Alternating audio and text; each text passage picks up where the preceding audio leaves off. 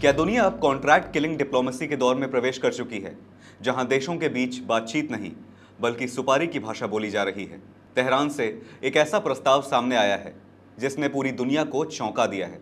Iran में कथित तौर पर ऐसा बिल तैयार हो रहा है जिसमें डोनाल्ड ट्रंप और बेंजामिन नेतन्याहू की हत्या करने वाले को $50 मिलियन यानी करीब 500 करोड़ रुपए देने की बात कही गई है। और सबसे बड़ा सवाल, क्या ये सिर्फ बदले की राजनीति है या फिर मिडिल ईस्ट जंग अब खुले तौर पर कॉन्ट्रैक्ट किलिंग की धमकियों तक पहुंच चुकी है?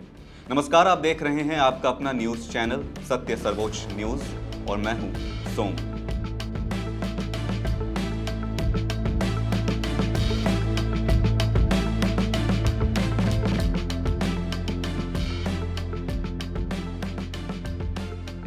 ईरान और अमेरिका इजराइल के बीच तनाव अब बेहद खतरनाक मोड़ पर पहुंचता दिखाई दे रहा है। ईरानी संसद में एक ऐसा प्रस्ताव चर्चा में है जिसने वैश्विक राजनीति में हलचल मचा दी है। रिपोर्ट्स के मुताबिक ईरान की संसद में एक बिल की समीक्षा की जा रही है जिसमें अमेरिका के राष्ट्रपति डोनाल्ड ट्रंप और इजराइल के प्रधानमंत्री बेंजामिन नेतन्याहू को मारने वाले को $50 मिलियन यानी भारतीय मुद्रा में करीब 500 करोड़ रुपए देने की बात कही गई है। इस पूरे मामले का खुलासा ईरानी संसद की नेशनल सिक्योरिटी और फॉरेन पॉलिसी कमेटी के चेयरमैन इब्राहिम अजीजी के बयान से हुआ। ईरान वायर के मुताबिक उन्होंने कहा कि जवाबी कार्रवाई से जुड़ा एक ड्राफ्ट तैयार किया गया है। इस प्रस्ताव में ट्रंप, नेतन्याहू और अमेरिकी सेंट्रल कमांड यानी सेंटकॉम के अधिकारियों को निशाना बनाने की बात कही गई है। इब्राहिम अजीजी ने दावा किया कि यह कदम ईरान के supreme leader Ayatollah Ali Khamenei की हत्या के जवाब में उठाया जा रहा है। रिपोर्ट्स के मुताबिक ईरान अमेरिका और इजराइल को इस पूरे घटनाक्रम के लिए जिम्मेदार मान रहा है और इसी वजह से ईरानी संसद में कथित काउंटर एक्शन बिल पर चर्चा तेज हुई है। सबसे चौंकाने वाली बात यह है कि प्रस्तावित बिल में कथित तौर पर साफ कहा गया है कि अगर कोई व्यक्ति या संगठन इस मिशन को अंजाम देता है तो उसे $50 मिलियन का इनाम दिया जाएगा।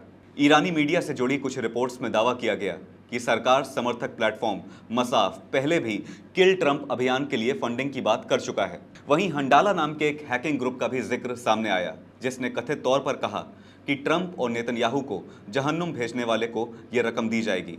रिपोर्ट्स के अनुसार इस ग्रुप ने दावा किया कि उसके फाइनेंशियल और कम्युनिकेशन चैनल पूरी तरह इनक्रिप्टेड हैं। वहीं इब्राहिम अजीजी का बयान भी काफ़ी आक्रामक माना जा रहा है।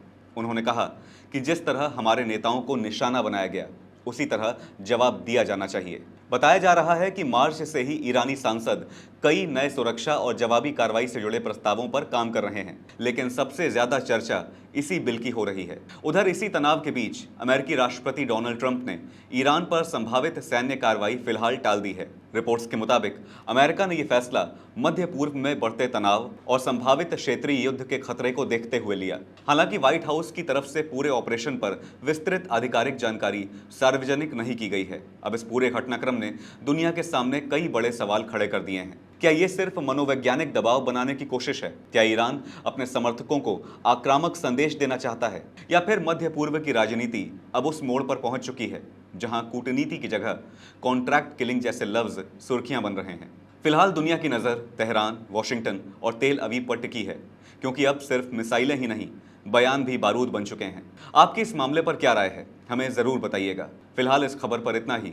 देश और दुनिया की बड़ी और अहम खबरों के लिए बने रहिए सत्य सर्वोच्च के साथ। लाइक, कमेंट, शेयर और सब्सक्राइब करना ना भूलें। अपना और अपनों का ध्यान रखें। धन्यवाद। जय हिंद।